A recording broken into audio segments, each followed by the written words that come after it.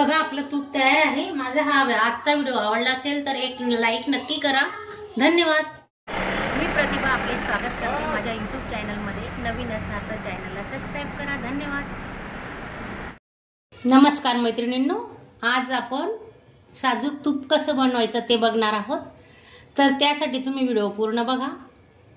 आणि थंडीमध्ये तूप बनवायचं खूप टेन्शन असतं, हात दुखतात, कंटाळा येतो। एकदम सोपी पद्धत मी तुम्हाला दाखवणार आहे।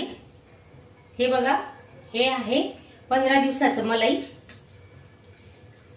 त्याच्यामध्ये आपण 1 वाटी दही टाकलेलं, 1 तासापूर्वी दही टाकून ठेवलेलं होतं। रवेदार तूप येतं ना, म्हणून त्याच्यात थोडा दह्याचा वापर करायचा।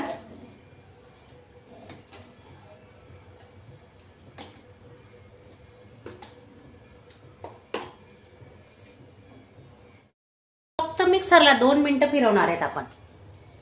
पाहू शकता तुम्ही।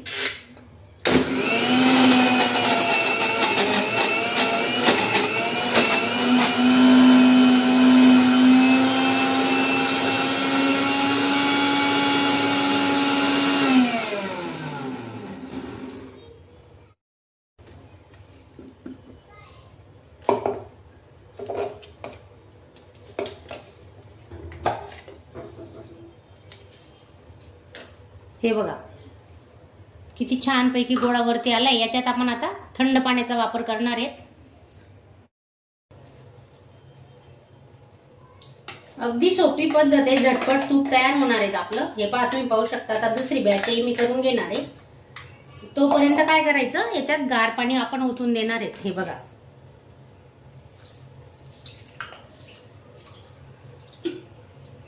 पाच मिनिटं आपण असं गार पाण्यात ठेवायचं, आपोआप लोण्याचा गोळा वरती येतो। आणि माझी सोपी पद्धत तुम्हाला आवडली असेल तर चॅनलला एक लाईक करा आणि नवीन असणार तर सबस्क्राइब करा। याची आपण आता मिक्सरला लावली बघा।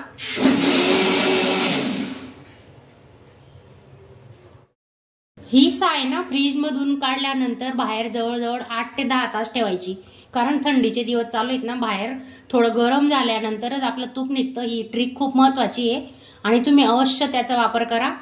आणि अजून पुढे खूप महत्वाच्या टिप्स सांगणार आहेत तुम्ही व्हिडिओ पूर्ण बघा। हे बघा, तुम्ही पाहू शकता किती छान पैकी लोणी आपलं तयार होतंय। हे बघा, गार पाणी टाकल्यावर पटकन गोळावरती येतो। हे पहा, या छोट्या छोट्या टिप्स आहेत, तुम्ही लक्षात ठेवा आणि साजूक तूप घरच्या घरी बनवा।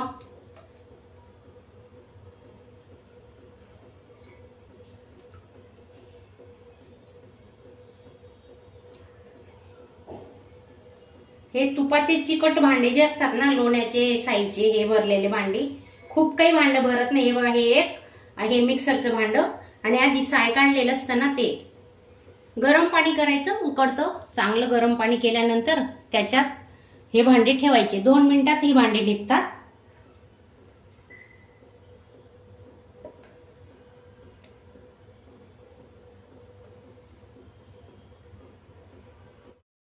बर्फ लावलेला होता बघा, बर्फ टाकायचा। 5-6 खडे टाकले तरी होतं। बर्फ टाकल्याने ना पटकन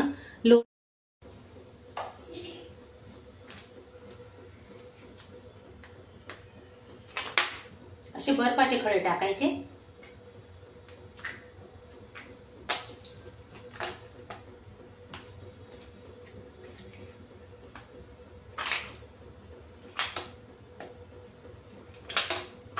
हे पहा, असे 8-10 बर्फाचे खडे टाकले ना तर अजिबात लोण्यामध्ये ना खाली दूध नाही राहणार, आपलं ताक नाही राहणार। आपोआप वरती लोण्याचा गोळा वरती येणार आहे। पहा तुम्ही, हे बघा,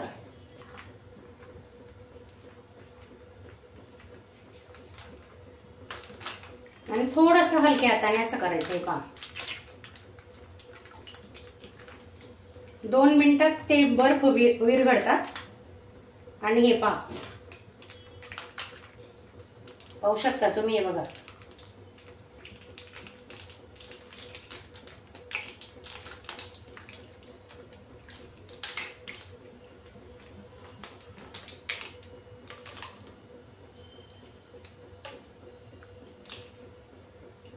हे पहा किती छान गोळा तयार झालेला आहे. असं पूर्ण लोणी आपण आता काढून घेणार आहे.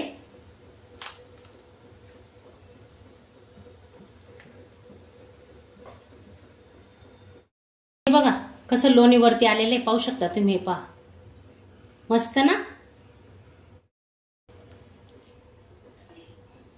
रोजचं 1.5 लिटर दूध असतं आमचं, तर त्या 1.5 लिटरची साय जी असते ते सकाळी दूध गरम केलं ना तर 3-4 वाजेपर्यंत एवढी जाड साय येते त्या दुधाला. दूध गरम करून थोडं थंड झाल्यावर फ्रीज मध्ये ठेवते.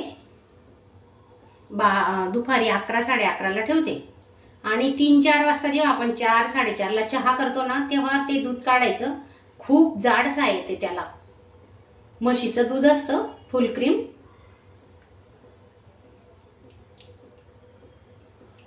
तर हे 15 दिवसाची साय जमलेली होती माझी. हे पहा तुम्ही पाहू शकता. वाव.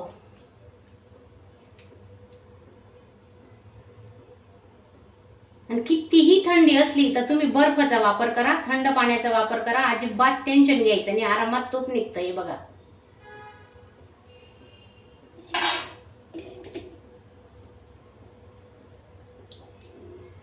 आपोआप खडा बांधला जातो लोण्याचा.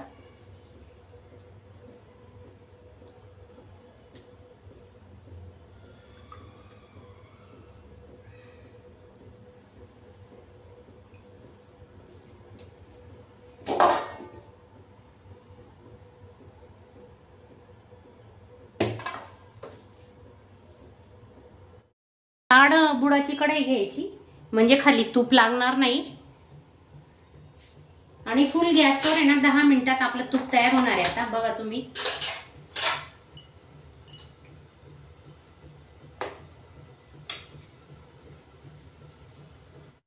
जेव्हा आपण साई काढतो ना तर ती साई वरती अशा फ्रीज मध्ये नाही ठेवायची. तो डब्बा जो असतो ना आपल्या साईचा तो फ्रीजरला ठेवा. तर तुमचं जे साई असणार मलाई ती अजिबात पिवळी पडणार नाही. त्यासाठी ही खूप महत्वाची टिप्स आहे.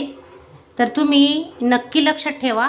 आणि तुम्ही जर वरती ठेवलं ना फ्रीजमध्ये आपलं सगळं सामान असतं त्याच्यात तर ती 8 दिवसातच पिवळी पडून जाते साय. म्हणून फ्रीजरला ठेवायची कधीही. हे बघा 2 ते 3 मिनिटं झालेत.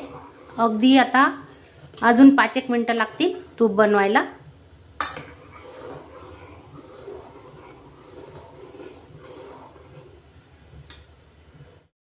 असे पांढरे शुभ्र बुळबुळे आलेले आहेत, पाहू शकता तुम्ही. आता आपलं तूप तयार आहे.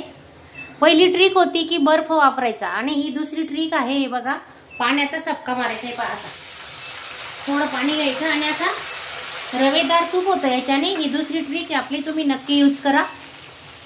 तूप आपलं तयार आहे. आता गॅस बंद करणार आहे आणि 2 मिनिटांनी आता थंड झालं की मग आपण काढून घेऊ.